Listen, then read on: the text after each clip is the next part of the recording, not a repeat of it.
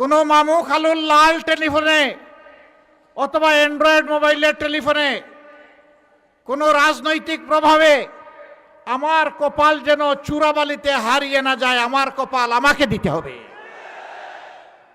আমার যোগ্যতা মেধা অনুযায়ী আমার কাজ আমার হাতে তুলে দিতে হবে।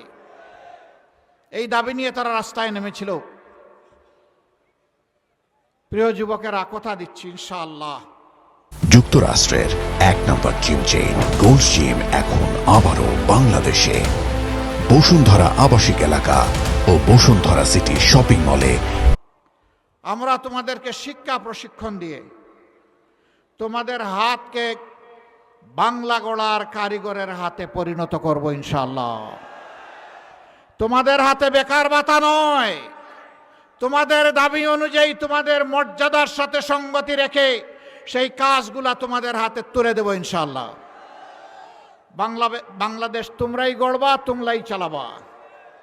সেদিন তোমরা গর্ব করে বলবা আমি বাংলাদেশ, আমরাই বাংলাদেশ, এটি আমার প্রিয় বাংলাদেশ। সেই দিনের অপেক্ষায় যুবকেরা আছে। এই দেশটাকে তোমাদের হাতে তুলে দিতে চাই। তোমরা কি প্রস্তুত? হাত তুলে বলো তোমরা প্রস্তুত আছো? সুসংবাদ গ্রহণ করো। বাংলাদেশ নামের একটা উড়োজাহাজ, ওই উড়োজাহাজের ককপিটে ড্রাইভিং সিটে আমরা তোমাদেরকে বসিয়ে দেবো ইনশাআল্লাহ। এই দেশকে নিয়ে তোমরা সামনের দিকে আগাবা। পিছনে ফিরে তাকানোর সময় আমাদের শেষ। এখন শুধু সামনে এগিয়ে যাওয়ার পালা। পিছন নিয়ে যারা কামড়া কামড়ি করে তাদেরকে কামড়া কামড়ি করতে দিব আমরা। ওরা করুক, আমরা এগিয়ে যাব জাতিকে নিয়ে সামনে ইনশাআল্লাহ। তখন আমরা কোথায় থাকবো? তোমরা ককপিটে, আমরা থাকবো প্যাসেঞ্জার সিটে ইনশাআল্লাহ। এই দেশ এইভাবেই এগিয়ে যাবে। কিশোরগঞ্জ জেলা এটা মূলত শিল্পভিত্তিক জেলা না, ইলেকট্রোমেকানিক্যাল ইন্ডাস্ট্রির ভরপুর না। পাশের গাজীপুর ওরকম একটা জেলা।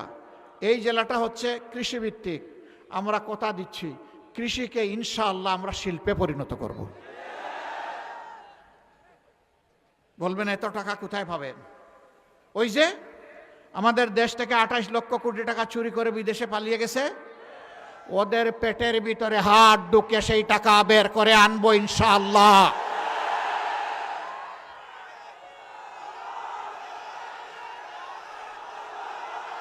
ওই টাকাগুলাই রাষ্ট্রীয় কোষাগারে জমা হবে। এ দিয়ে ইনসাফ ভিত্তিক ভাবে 56,000 বর্গমাইলের উন্নয়ন সাধন করা হবে ইনশাআল্লাহ।